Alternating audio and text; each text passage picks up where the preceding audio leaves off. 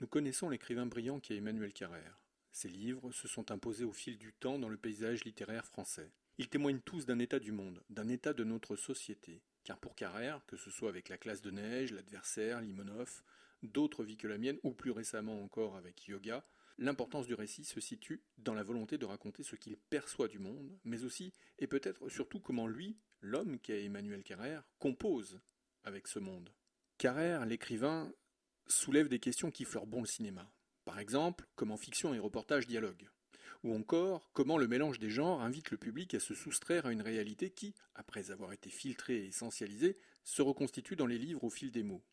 Et puis son travail de créateur le conduit à questionner la mise en forme de l'expression pour que le je se transforme en nous. Le nous, chez Carrère, c'est la signification de la présence d'autrui dans nos vies. Le nous, c'est cet autre qui introduit de la complexité dans la lecture de ce qui constitue le monde. L'autre est donc un sujet d'étude. Mais attention, il ne s'agit pas pour Carrère d'interpréter les agissements d'un corps étranger au nôtre pour se livrer à une observation théorique. Non, bien au contraire. L'autre est porteur d'événements qui, lorsqu'ils sont analysés, permettent une meilleure compréhension de ce qui entoure Emmanuel Carrère, donc nous aussi, puisque nous vivons dans un monde commun. Chez Carrère, regarder le monde, c'est s'y fondre, c'est l'habiter et c'est s'accommoder de ses caractéristiques fluctuantes. Ce qui est vrai de l'écrivain l'est également pour le cinéaste que Carrère est devenu avec Retour à Kotelnitch, un documentaire réalisé en 2003. Il adaptera par la suite son propre roman, La Moustache, en 2005, avant de mettre entre parenthèses son travail de cinéaste. Ouistreham, réalisé 16 ans après La Moustache, est donc son troisième film. Le film est une adaptation du roman de Florence Aubenas, sorti en 2010 et intitulé Le quai de Ouistreham. Le livre de Florence Aubenas est une enquête. L'écrivaine, par ailleurs journaliste, dénomination qu'elle préfère, infiltre littéralement un monde qui existe en marge, presque sans contact repérable avec celui de la majorité des Français. L'investigation de Florence Aubenas a été motivée par la volonté de mesurer les effets de la crise économique sur les populations les plus défavorisées. Florence Aubenas se glisse alors dans la peau d'une femme sans qualification et sans expérience professionnelle. Les petits boulots s'enchaînent. Le soir, elle fait le récit de ses journées, de ses constats. Elle dit sa rencontre avec les oubliés d'un système économique sourd aux revendications des plus faibles. L'autrice, à l'occasion de son enquête, rencontre des gens qui survivent dans l'indifférence totale. Des gens qui sont invisibles, mais que la journaliste se plaira à portraiturer. Aussi, à travers ces mots, Florence Aubenas a rendu visibles des gens qui avaient disparu, évincés, sans que cela ne nous trouble, de notre paysage quotidien.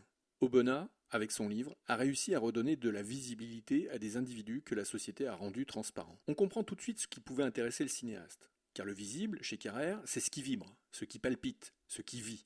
Son travail d'écrivain, comme celui de cinéaste, s'inscrit dans une trajectoire qui tend à chercher dans les moindres recoins de ce monde la plus infime trace de vie. Il y a dans l'œuvre de Carrère l'envie, le souhait, le besoin de rendre intelligible à tous la présence d'êtres qui n'existent pas forcément aux yeux du monde parce qu'ils ne sont généralement pas montrés, pas vus. Carrère s'ingénie à faire le récit d'autres vies que la sienne, pour paraphraser le titre de l'un de ses ouvrages. Pourquoi faire ça ? Afin de rendre le monde qui nous entoure parfaitement tangible. Carrère fait de l'expérience de l'autre une méditation et la matérialisation d'une dynamique existentielle.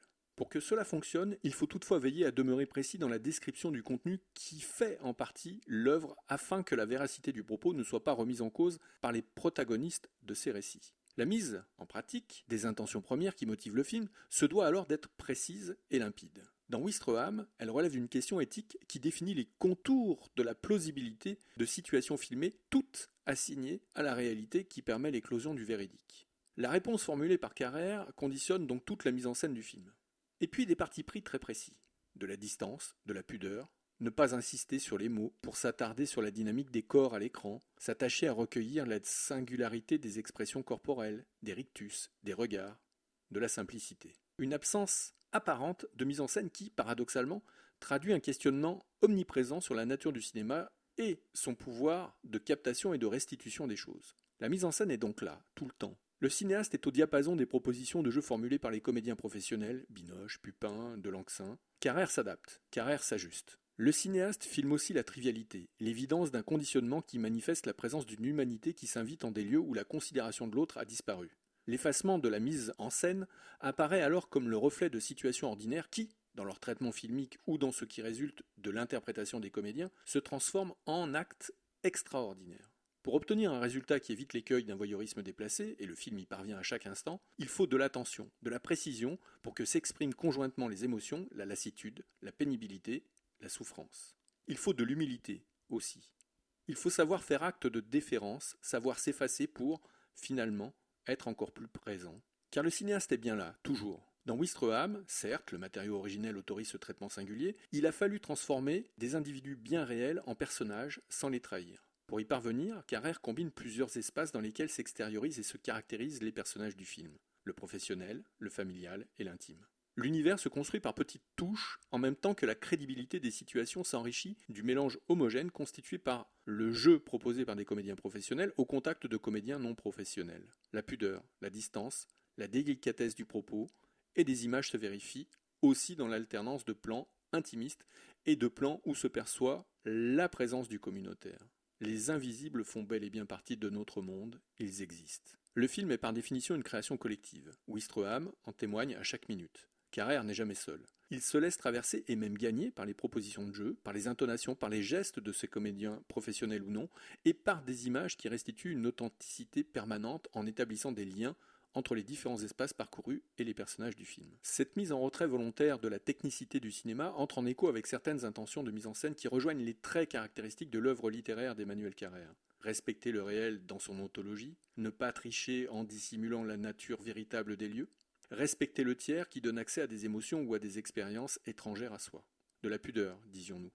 Et puis une croyance phénoménale dans le pouvoir expressif de l'image filmique. La vérité que nous évoquions plus tôt se mérite. Elle s'apprivoise au fil des scènes, des séquences, par l'attention que le cinéaste prête à son sujet et à ce que transportent ses personnages. Il nous revient d'être attentifs, sensibles aux variations qui interviennent au niveau des cadrages, des lumières, mais aussi au niveau de l'interprétation. Il faut entendre et voir. Ou plutôt, il faut voir et regarder pour entendre ce que nous disent ces êtres de leur quotidien qui, qu'on le veuille ou non, agit sur le nôtre. Et peu importe la manière avec laquelle ils s'expriment d'ailleurs, que ce soit par le corps ou par le regard, par la parole ou par un geste. Tout est là, tout se dit. Il nous suffit, pour une fois, d'ouvrir les yeux pour voir ce que nous occultons habituellement. Emmanuel Carrère nous offre un cadeau magnifique avec Ouistreham. Il se présente à nous, spectateurs, avec son film, en témoin qui aurait vu ce que nous n'avons pas su distinguer d'un monde que nous contribuons à rendre inhumain. Le silence est terrifiant.